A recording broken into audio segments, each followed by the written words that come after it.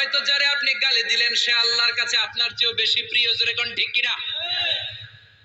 খবরদার, কারো আকৃতি নিয়ে, দেহের গঠন নিয়ে কোনোদিন তুচ্ছ করা যাবে না। বিশ্বনবীর একজন বিবি ছিল একটু মোটা। ওই বিবির নাম হলো সফিয়া বিনতে হুয়াই ইবনে আখতাব। বিশ্বনবীর একমাত্র কুমারী বউ।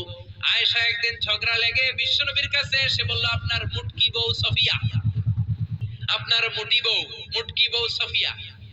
এই কথাটা বললেন, বিশ্বনবীর চেহারাটা আগুনের গোলার মতো লাল করে দিল কে? বিশ্বনবী বললেন, আয়েশা তুমি এটা কি বললা? কি বললে এটা তুমি আয়েশা?